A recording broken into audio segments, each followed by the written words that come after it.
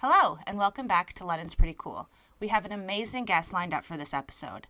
Today we are speaking with the one and the only Shad. This is a big one for Pat and I. We've been listening to Shad forever, and being able to speak with him was a pretty surreal moment. For those who don't know who Shad is, first of all, what are you doing? But Shad is a rapper and broadcaster from the Forest City. He has released 6 studio albums since 2005 when he won money from a talent competition that helped finance his debut album.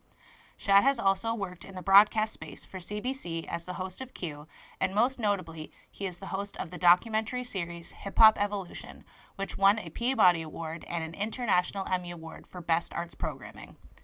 Shad has done so much for the music scene in London and beyond, and we can't thank him enough for taking the time to talk to us, not only about his amazing career, but also about some of his local London favorites and highlights. So without further ado, let's get into it.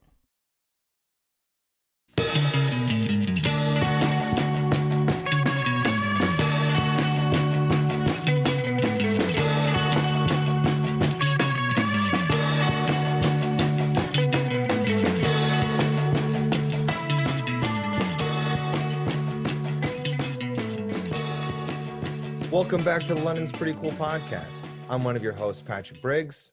And I'm your other host, Aaron Briggs.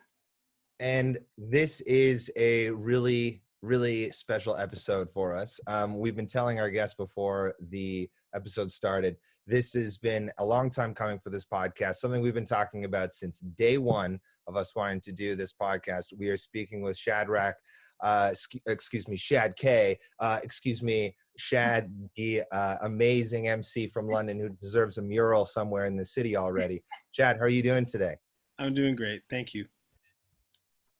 So it's actually really funny that, we finally got you on the podcast, like we said, but you were one of the first people that I reached out to when I started the podcast 3 years ago, was reaching out, trying to get you on. So this is just, it really feels like a full circle moment to actually have you here.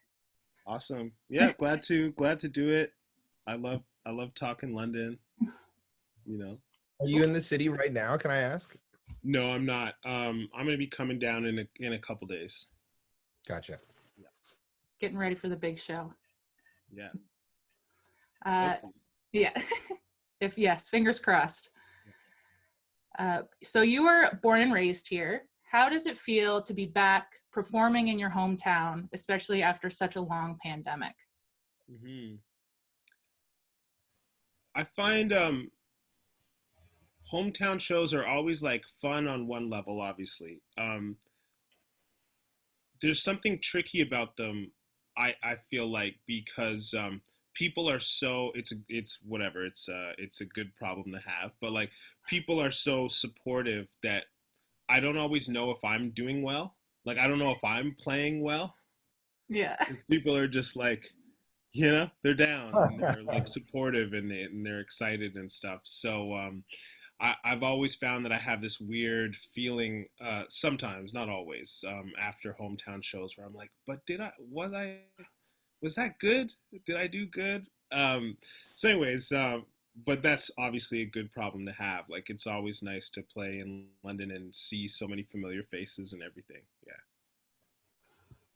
Well, I can say from experience, the last time we saw you was probably at Gricklegrass Festival, and that was amazing. So that was not just a hometown support. That was a great show. So I can say that.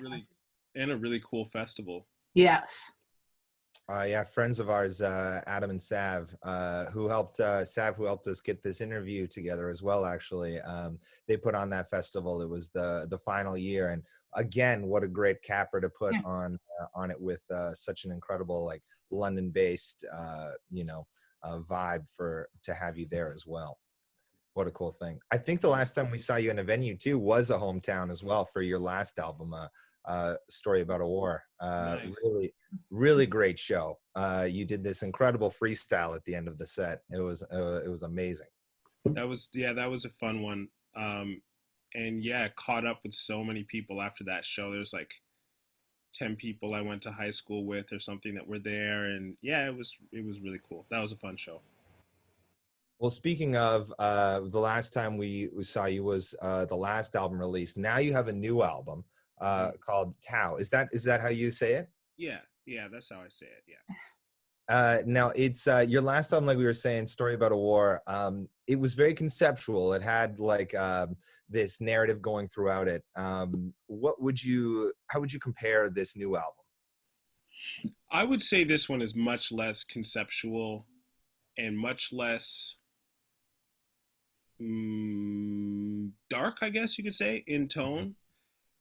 I was gonna use the word heavy and say less heavy, but it's still pretty heavy. Like there's still, I'm still unpacking some things, but probably less heavy too. There's a lot more humor in this album, and and I think in general more of the voice, like artistic voice that people probably, if people know my music, are probably more familiar with. So like I guess a kind of return of sorts. The last one was pretty unique. A Short Story About a War was a pretty unique album for me. It was really, yeah, more narrative. There's sort of like different characters. It was a real kind of fun, creative challenge, and the nature of the story I was trying to tell sort of dictated that the album be heavy and dark, heavier and darker than I think my music had been in the past. So this is just a little bit more of a return, but um, yeah, if I had to compare the two, that's what I'd say. But I'm still, look, the world is what it is, right? It's still quite a complicated mess, and I'm still interested in exploring that in my songs and trying to untangle that a little bit. So yeah. I think that's such a great way to compare the two. I got to say, because when you listen to the last album, I remember hearing it the first time and just thinking, holy, Shad's going for it this time. Like it really felt like, especially with the beat choices, there was some really cool, like hard hitting Yeah. beats that I hadn't heard from you before. And like you're saying on this new album, even the music videos have like, they kind of have that old Prince vibe to it. Yeah. Like you're hanging out in the Toronto like just area and everything. It really feels like there's just a general laid back vibe to the affair, even though maybe some of the lyrics aren't quite like that. Yeah, exactly. Like that this story that I was telling with the last album just dictated that the beats got to be harder and it, like, industrial and at points, or minimal, grimy, and I think musically this album is hews a bit closer to what people, if they know my music, are a bit more familiar with, and in tone, the visuals, as you said, like have that kind of lo-fi energy to them that comes very naturally to me. So yeah, that's how I'd compare the two, and in terms of differences, and then in terms of similarities, I'd say yeah, they're both of them are trying to make sense of this mess we're in. Mm-hmm. Uh, Other than Young Tone, all of the features and collaborators on your new album are Canadian or based in Toronto. Is it important to you to work with majority of Canadian artists? So I like working with the people I know. Mm. That's my thing. I've always been about that. For one thing, it's just easier and faster. Like I don't like to sit around for 6 months waiting for a feature or waiting for a producer to become available. I got into this because I wanted to tell stories and make music and not wait, not have to depend on other people. So I'm big into that. And I'm also someone that believes that, like, making music is not rocket science. It's not like there's 5 people in the world that can do it, and so you gotta wait for them. It's like, no, like there's talent everywhere, and there's stories. Everyone has stories within them. So uh, I just believe in that. Like I can make something, interesting with just the people around me. I've never felt like, yeah, there's this idea in the music industry that's what you have to do. You gotta like go to these 3, 4 Swedish songwriters or Pharrell Williams, or else it's not a song. It's like, come on now, like this is the most complicated thing in the world. So for all those reasons, I just love working with the people around me, and so yeah, that's what I've done my whole career, really. Mm-hmm. even when you tour too, I think you have the same DJ in pretty much your whole career. Is that right too? That's it. Same DJ, and then another musician, Ian Coiter, plays bass and keys. Played with him since I started. I have same crew, like that's really what I believe. That you can do it with the people around you, and in fact, it's more fun that Yeah. way. It's a good way to build. It kind of leads into my next question. You're kind of building a community, and it's harder to build a community when everybody is busy, in the States here, or in Europe there, or something like that. So when you have a community based around, and Toronto is a big place now, especially with the general GTA and everything spreading like it is. You can probably reach out pretty easy to a lot of really talented artists. So do you feel like when you feature some of these artists on your album, I don't know if you could speak to yourself, like, I know this is a bit of an ego question, but I mean, do you feel like you're giving them a bit of a lift on the platform, or giving them a voice and an opportunity that they might not have seen before? In some cases, I hope for that. Like if there's friends of mine that maybe don't have the same name recognition, that this will help get their name out there. But I hope for that, but that's not really my goal. My goal is just I think they're really good, whether people know them or not. You know, I just think they're really good. They're gonna serve the song, and so that's kind of why I do it. And yeah, the community thing. It's like that's the whole fun of this music thing is community. Mhm. It's just about connecting. That's why I started. That's why any of us got into it. It's just there's a way to connect with ourselves and connect with other people. So I love that aspect of it. One of the things I missed during the pandemic isn't just like playing shows, but just being around shows. Yeah. Yeah. Yeah. Just seeing it all happen. Just seeing it all happen, hanging out Right. Yeah. with my tribe. You know what I mean? Seeing new artists, People, with other people that love music as much as I do. hmm getting inspired by Yeah. what we're seeing too, right? Yeah, getting inspired by what I'm seeing. I miss that actually probably more than playing. Playing you get nervous, all this stuff. Like it's like good and bad. What I miss the most is being around it, being around the people, and like having new experiences, and like that's also a big reason why I got into music and why people like music in general, or like are fans of it, or part of the community in any kind of ways, because there's experiences that come with that, going to new venues, new cities, new shows, hearing new music. It's like it keeps life fresh and interesting. So Mhm. I'm straying from your question, but yeah, I missed all that.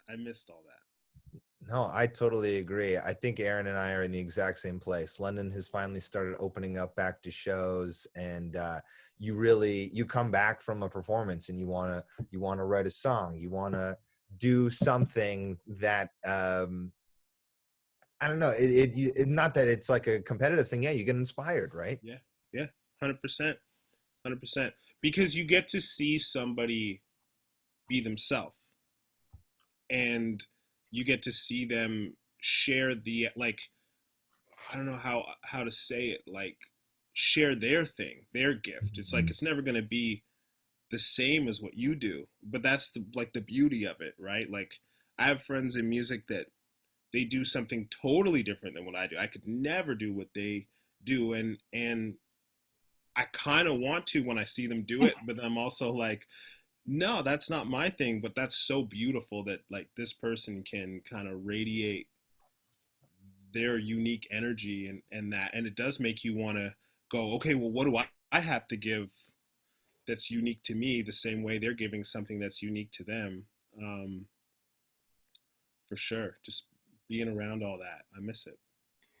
Yeah, we were lucky a few weeks ago. The CCMAs were hosted in London and we were able to go. And while neither of us are really big country music fans, it was still just going and checking out these amazing artists playing their favorite music, the songs that they wrote from their heart was just very inspiring, being like, oh, that's a genre I never really dove into, but it's very inspiring to see all of the people come together.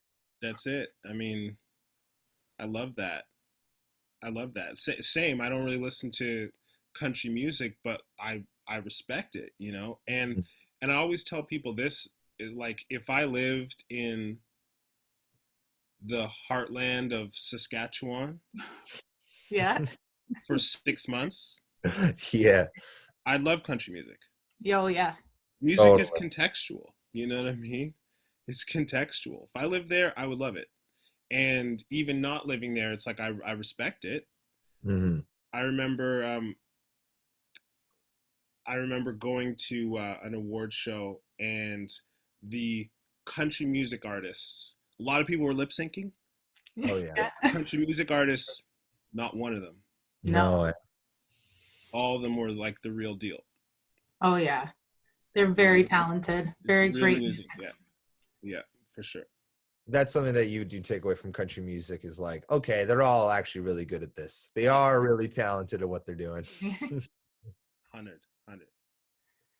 Kind of going back to your collaborations, like you said, you like people who are in your circle and kind of easy to get what you need from them.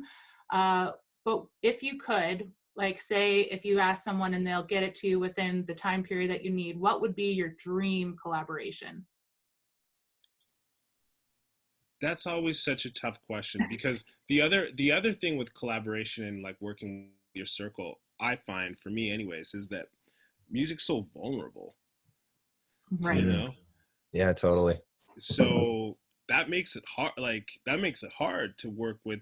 Some people can really do it. I think I would have a hard time being in the room with like one of my heroes and saying, here's my weird idea for a song that I don't even know if it's going to work out. Do you want to work on it with me? Like, I don't know. It's tough. I've always felt like this with like my heroes. Like I brought up Pharrell Williams. Mm-hmm. I would want to, like, my heart impulse towards Pharrell Williams is less to make a song and more, I would love 2 hours with him in conversation. Right. That's what I would want. And I feel like that with most of my heroes in music is I would want 2-3 hours with them, whether we make something or not.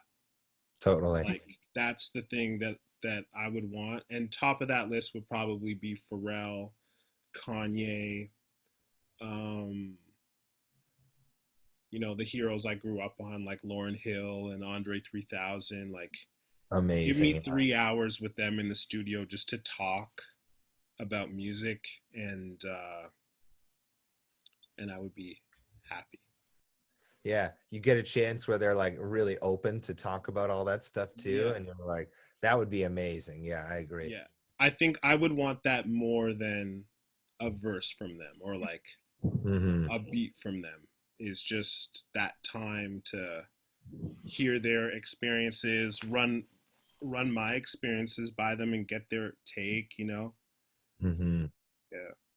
It'd be fun to ask like a crazy story. Sorry, Aaron. No, I was going to say, it sounds like, you know, that game where it's like, who would you want at a dinner party for that? Like having all those people you said around one table, talking to all of them, hearing them bounce off each other too would be really cool. Yeah. And kind of to what I was saying earlier too, about how you'll see an artist sometimes and what they do is so different than what you do that you're like, I don't even know if this would make a good song anyways. But you're like, I love what you're doing. So that's part of my thing with collaboration too sometimes, is like there's people I really admire, and a lot of times it's because they do something so different that actually it wouldn't work together, or at least I don't know how it would work together. But those are a few of the names, you know, if you're looking for, to answer your question, you know, those would be some of the top of my list to meet with, talk with, maybe work with, but in any case, I would just love to pick their brain. You're reminding me of that question that people posted not too long ago. Like, would you rather sit down with Jay-Z for 2 hours at a dinner, or would you take like $40,000 or $400,000 or something like that? And everybody who took the seat with Jay-Z, people are like, are you crazy? Jay-Z would have just said, take the money and invest it or something.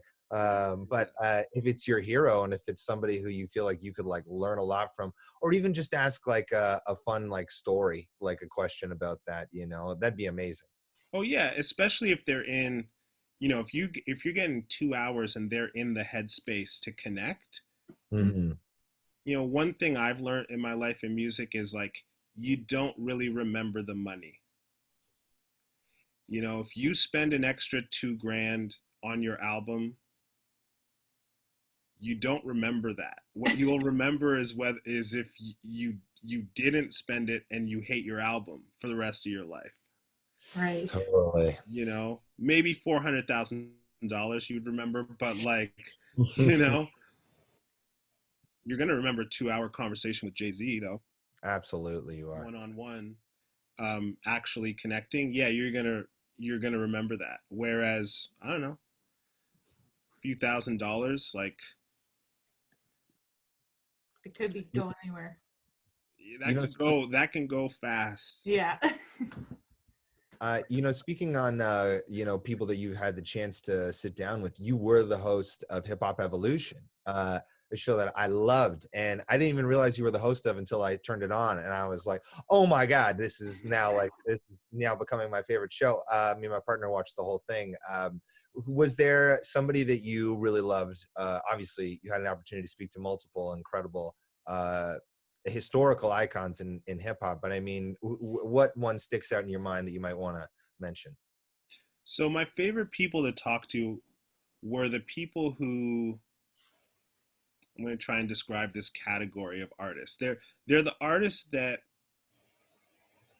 have kind of have either moved on from hip hop or have just progressed to a point in their career where they're really content with their contributions, because those people I found were just in such a great space to reflect on the past and be fans and champions of whoever you might have brought up. Like the people that weren't in a good place kind of had a chip on their shoulder and a real desire to protect their own legacy, and so they were really resistant to talk about anybody else. Mm-hmm. But so to name a few, like Exhibit, right? Exhibit, yeah. People know him from Pimp My Ride or whatever. Yeah. Yeah. But he's a real West Coast underground cat, or Ice-T that everybody now knows from CSI or whatever his show is.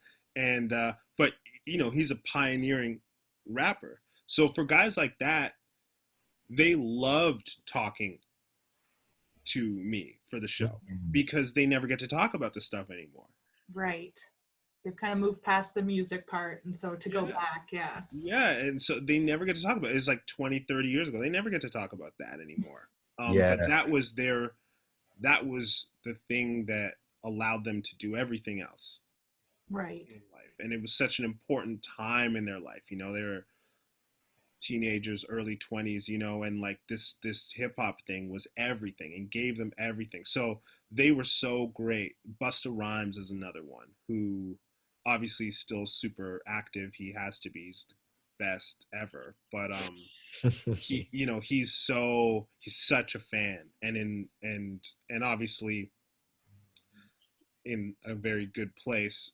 So he talked about any name I brought up, he's just gushing, hours, stories, like just whatever. So those are my favorite interviews. KRS-One, Ali Shaheed from Tribe, like Q-Tip from Tribe, some of my own personal heroes. But yeah, those are some of my favorites, were like actually the people that, yeah, they're about 20 years removed from it all, mm-hmm. from the period in time that we're asking about, and but you can tell they're just so excited to talk about hip hop. They're just like not around it enough anymore, you know? Mhm. It's nostalgia glasses for them for real, where they just get to like totally reminisce and everything. That's really cool. Yeah, that's it. Those were my favorite interviews for sure. Well, we want to get into some London-based questions before we use up all your time and everything here. We really appreciate you taking the time. As we are, London's pretty cool. We want to do some London-based questions. Of course. As we mentioned before, we've been fans of yours for a long, long time. I wanted to mention a little story. When I was in high school, I think it was in like grade 9 or 10, I tried to steal your very first CD out of the original Grooves Records location. It's like the Shad K album and everything, got chased out of the store. I like threw it back and everything so they wouldn't chase me. It was ridiculous. Obviously now I am good friends with all the current owners of Grooves and everything. They're still the same owners. But I mean, I was a kid back then. They don't remember all that. But like Aaron and I have been fans forever. I don't know. Have you ever had experiences, people telling you crazy stories like that? That is awesome. I haven't heard that one. No, that is great. I love that. I love that. No, the only theft related story that I've heard was, actually I didn't hear it. This is just something that happened after a show. I forgot my hat on stage, and I went to the dressing room, and my DJ came in and gave me $40, and he said, "Somebody took your hat, but they gave you $40." And I was like, that's such a weird way to steal from someone. Yeah. But I'm paying for it. And it was like exactly market value. Like, it's like if someone, robbed you of your TV, but then left the money. Like exactly the retail value. It was interesting. That's so funny. I don't know what you call that particular kind of violation. It's like, yeah, an unwanted purchase. Like, I'm not sure. Yeah. Exactly. It's not quite stealing. It's just an unwanted purchase. Yeah. So getting kind of more into the London-based shows, do you remember your first shows here in London? And that I played or went to? That you played. And like, was there a moment when you saw like a real fan base start to build in the city for you? Yeah. So let's see.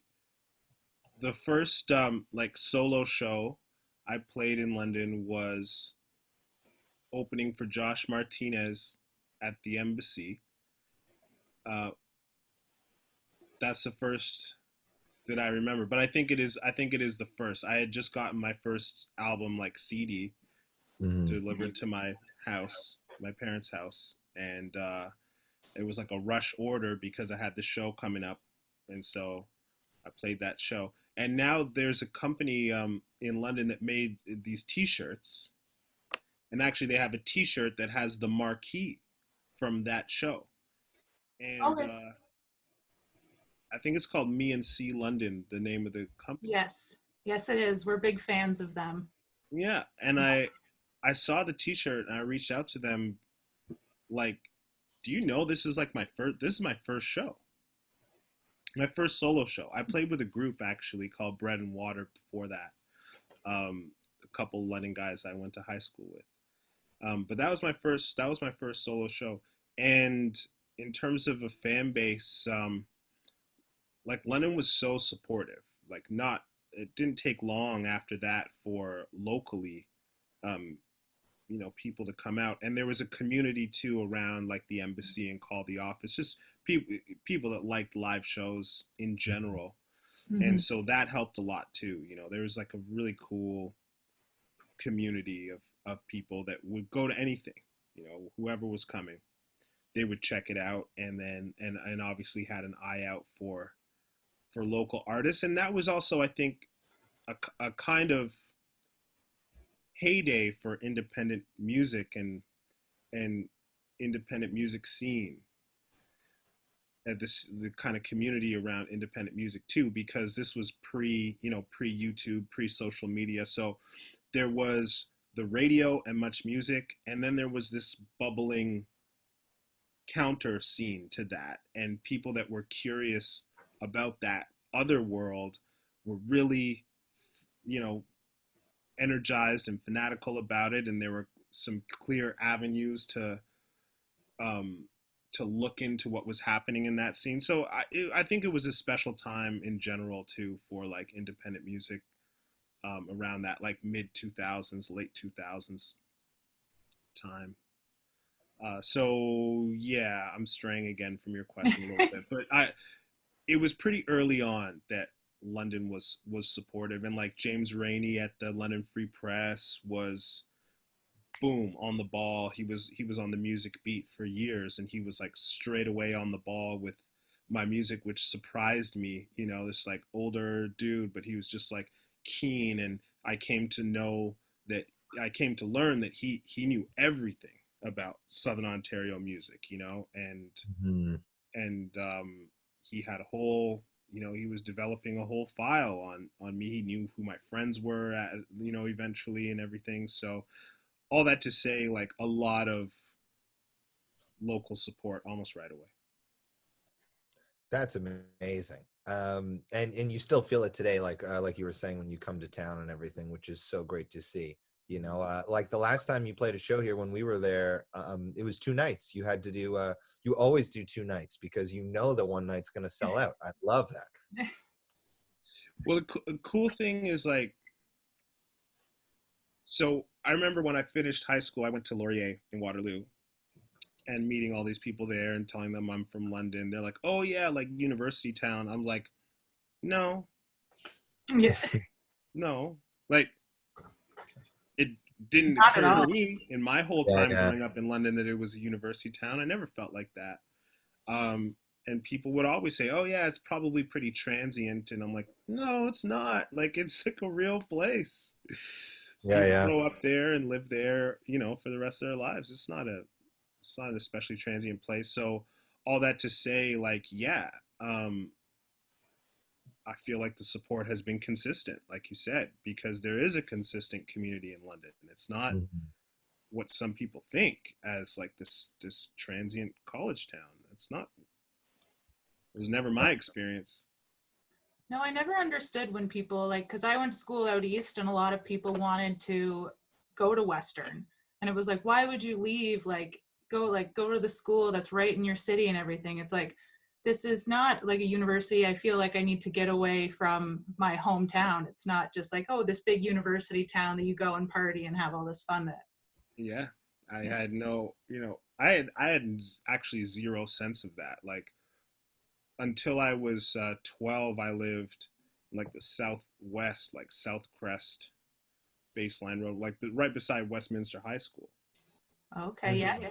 Like my whole childhood, I had no sense Western even existed, Mhm. you know. And then maybe in high school, I lived around like Huron and Highbury. It's like I know it's there, but like again, has no connection to my whole world and life Mhm.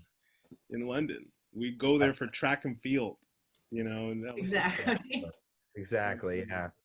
If you have a family member who's playing football or something, or yeah, tennis maybe at the bubble or something like that, that's the only time you really go in there. that's it. Yeah. No, I know what you mean. We are born and raised, you know, we both moved out of the city thinking that when we were growing up, oh, London's got nothing. We got nothing going on here. And like Aaron says, you move to a smaller town out somewhere else where it is more of a transient sort of city where Yeah. it is like really like a university town, and the whole population leaves when you leave too, you know, Yeah. and you go, wow, there's nothing here, there's really nothing going on here. And you come back to London, you go, there's festivals every weekend in the summer, and there's tons going on. Do you still, now living in Toronto, do you take advantage of anything in the city, like during the summertime? Do you come in for I mean, if it wasn't the pandemic, you'd probably be touring and stuff, or doing something creative like that. But I mean, do you still come in to try to check out Ribfest or anything like that? Not for Ribfest, but I like my best friends are still there. You know, that's Mhm. my best friends that I grew up with are still there. So I go down all the time, check them out. Um, at least 2-3 times a year, plus stop in and perform whenever I have a tour going on. So I'm there. I feel like I've never really lost touch with, the city in the most important ways, which is like my important relationships there, plus Totally. performing. Yeah. When you're coming into the city this Saturday, what are you looking to take advantage of in the city? Is there a special restaurant that you like to hit when you come to town? Got to get my shawarma. That's the most important thing. Mm-hmm. Is that downtown shawarma? Yeah. Whatever Bearcat's called now. Oh, I gotcha. Tahini. What is it? Tahinis? Tahini's. Mm-hmm. Very good. Yep. Tahini's is very necessary. So your pre-show food gets you ready to go. No, definitely post-show. Definitely. Oh, that's No way that can happen before a show. Impossible. But no, that has to happen. My whole band too. It's just like everyone is like. That's how you come to think of touring, really. It's just yeah. Vancouver, cool. Then that means Shaolin Noodle House. Like every city, you're just like okay. And London for us, it's like yes, sweet London show, nice. Tahini's. Post show or the next day, you plan everything around it. Okay, what time sound check? Okay, is that enough time to have it? Because you can have it pre-show, but just the window is about 3 hours. It has to be outside of that window. Has to be very specific time. If we're hitting at 9, yeah, that shawarma's got to be done by 6. Yeah, it's got to have moved its way through already. Has to.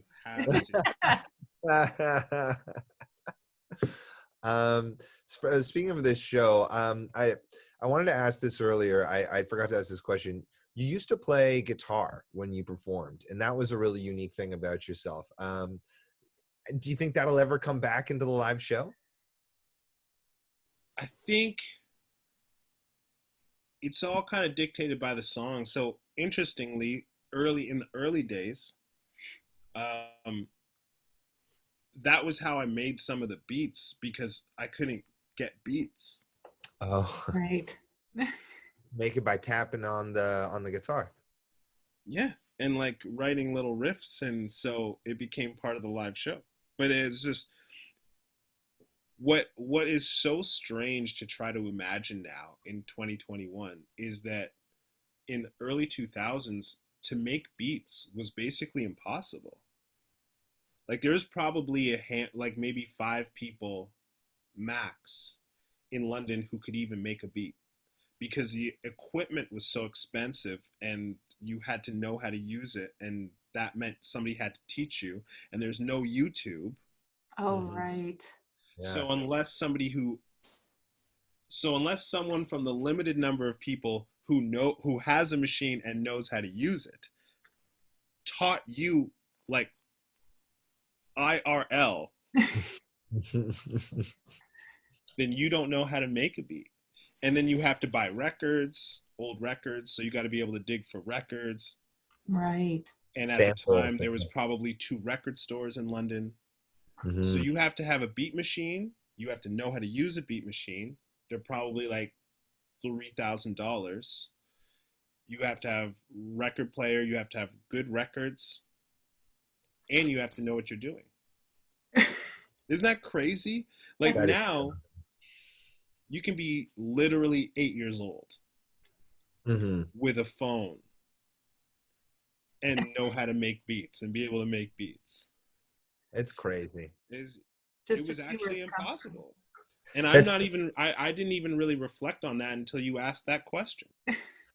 That's such a crazy way to think about it. I've never thought about it that way. Like, yeah, you logically couldn't make beats back then. You couldn't make beats. So I knew how to play guitar. So that's all I had to rap on. Yeah, that's it. But do you think that kind of niche part of your show kind of helped you get to the next step? Because that was a big part when I first watched you, it was like, oh my gosh, he's playing the guitar and rapping over it. That's so cool. I've never seen that before. For sure. I think especially in the live setting, because that's all I was really thinking about too back then, right? Um, was the live environment. That was the scene I was excited to participate in. And so I think that definitely was just something that was different and interesting and like visually fun to watch and stuff like that. But it came out of necessity. It's such a cool. I'm just thinking about your whole transitional of your career right now for some reason. I don't know why, but it's all playing in my head right now as I'm speaking to you, and it's just like it's so interesting because I mean, your first album was funded by a talent show, right? Like a talent show, and then from there, you came out. It took a few years to come out with The Old Prince after that, right? And but I mean, you got like immediate Canadian recognition at the very least from that album. I remember our scene of friends was very into that at the very least, and I mean, TSOL, is that the sound of London? Is that what that stands for? To me, that's like a secondary meaning. Oh, no way, really? Okay. Yeah, to me, it's like a secondary meaning. I liked, it's like the word lost backwards.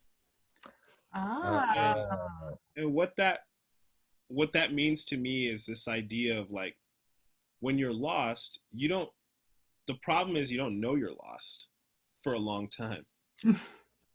Right? Like that's what being lost is for, a long chunk of time. You don't know you're lost, and you don't know you're lost until something reflects that back to you. Right? So it's kind of like for the most part, you're TSOL, and then suddenly something reflects back to you that you're lost. You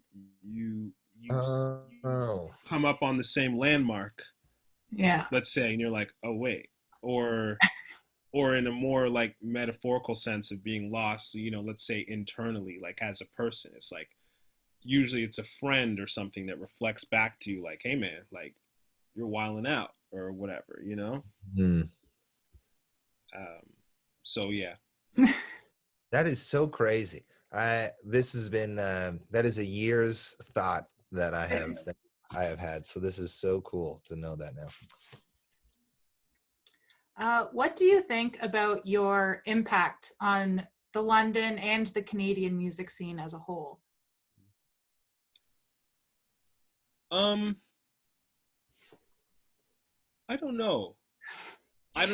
Hopefully positive, hopefully encouraging. Like what I think especially about this stage that I'm at now, where I've been at this for a while, I do think more and more about who's coming up and just trying to be positive, and encouraging, and I think about that more and more, like now that I've been in this for a while.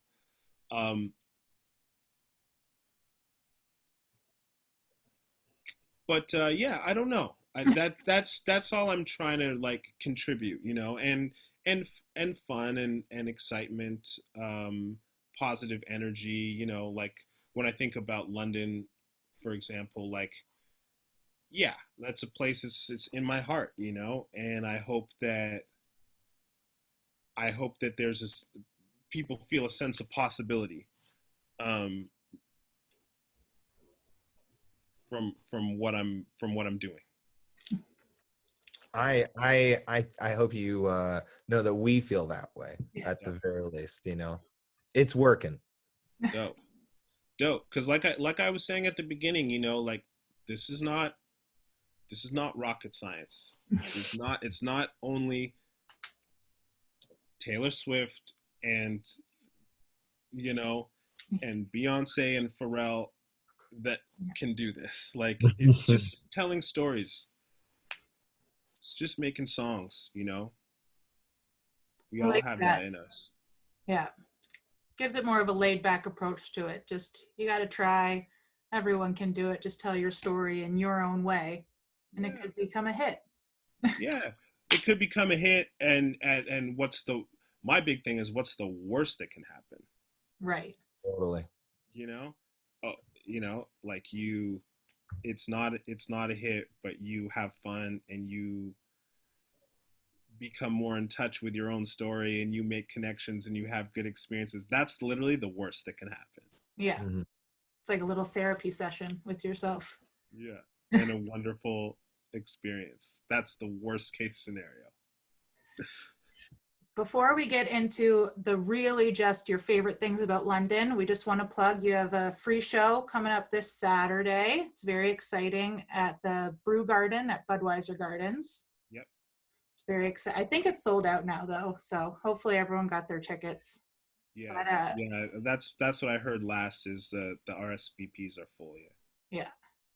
So most of the lineup has a London connection somehow. Was that kind of a plan, or are you excited to be on the lineup with a bunch of kind of fellow Londoners? Yeah, I think Savannah put the lineup together, and it's definitely looks like it was thoughtfully, curated because everybody has a connection to London. Yeah. I think that it's a really great thing that you being one of the founding Londoners in my mind of the great music scene we currently have, for you to be headlining with a bunch of up and comers is always an awesome opportunity to see. And I mean, like, it's going to mean so much for the city, especially because I mean, how many big sort of festival shows like this have we had since reopening with the Yeah. city, right? So this will be a great celebration. Yeah, seems. I'm looking forward to it for sure. It seems like it was like really thoughtfully done and should be a moment. So we are going to get into our London-based questions. We always already ask, like favorite place to eat and stuff like that. But we've covered that. We know where you're going to eat. So we are the city of neighborhoods. You already mentioned where you grew up, but do you have a favorite neighborhood within the city? Man, that's a good question. I'm partial to where I grew up. Mhm. So yeah, like that little pocket near Westminster is like a funny one that very few people, even in London, really know about. It's like it's not quite Westmount. It's not quite Old South. It's not quite. It's just its own little thing. It's definitely close to my heart because I just had a lot of fun growing up around there and playing with my neighborhood friends and stuff.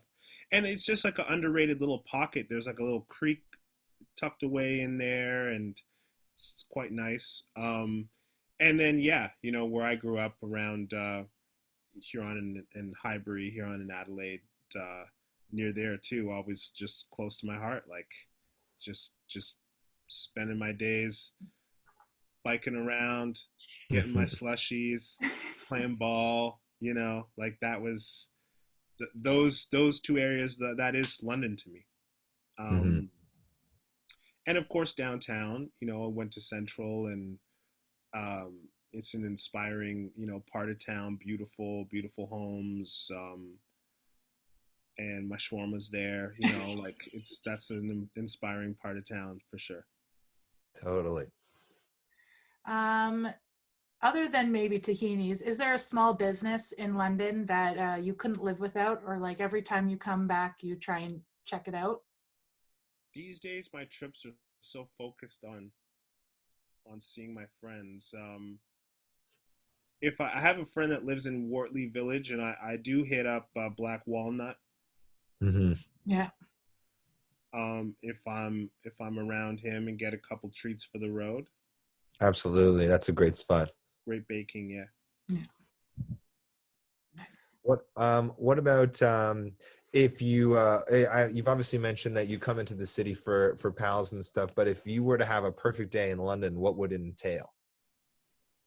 I'm trying to think. So if I were to kind of if I was showing some friends around, let's say, Hmm. um, I would definitely I would hit some parks. Hmm. I would show them the park system a little bit. Gibbons Park, kind of going down. We get the shawarma. Where else would I take them? then I would take them, yeah, to like my little Southcrest pocket and show them some of the lesser known little parkways and stuff. Mm-hmm. Um, Probably show them London Music Hall if there's something going on there. There's Mm-hmm. this very impressive room. Like, I don't think it's the best in Canada for its size. Really? You think so, eh? No, 100% it is. It Oh, definitely is. wow. Yeah, it definitely is. There's a That's new one. amazing. There's a new one in Toronto called History. It's a little bit bigger and is like brand new, but for that sort of capacity, around 1,000, in and around 1,000, it's the best for sure. It's the best. That is so cool. That is so cool to hear. What would you say is like a hidden gem in the city? And this could be like a person, a place, or a thing, something that not a lot of people know about but should. Well, that's so tough. Because I do think London is a place of hidden gems. When I think of people, especially. Yeah. Yeah, when I think of people, especially, I think it's a place of hidden gems. I do think of a lot of my friends that are there. They're just just wonderful, grounded, committed human beings. And talented. Mm-hmm. But they're just very, very solid people that have their head on and are invested in their communities in ways that that a lot of people these days talk about but aren't really about. Or yeah. And I just know a lot of good people in London that are about that life. They're really invested in their communities, in ways that are just good and holistic. Yeah. Just really quality people, with vision and purpose and values, and so yeah, a lot, too many to name. You can use that little answer for a whole commercial about London. It's a great place. All the people are great. Yes. Yes. I mean, there are some remarkable people for sure. Is there I know this is a little bit different, but is there a memory in London that you have like a favorite memory in London? I mean, normally when we ask this, it'd be about somebody who tours through kind of Yeah. thing, but I mean, do you have a favorite memory of London? Yeah, to be honest, it goes back to childhood. There was a day with my sister and a couple of neighborhood friends. We were maybe 10 years old, and we did what we normally do, which is go play in the field there behind Westminster. And then we went into the creeks and we just started exploring the creeks, and we ended up like downtown or something. We had to walk like an hour and a half to like get home, but it was just such a fun exploration, very kind of like Stranger Things-esque day. But that's the first that comes to mind. No, Shad, thank you so much for taking the time. We really do appreciate it. My pleasure. If I could say again before you go, you do make an impact. You make a massive impact. We've been fans of yours for at least a decade now. So it's made an impact on us, and we hope that you have an amazing show on Saturday. I appreciate that greatly. Thank you. Thank you. Have a great rest of your day. Thanks again for coming on. You too.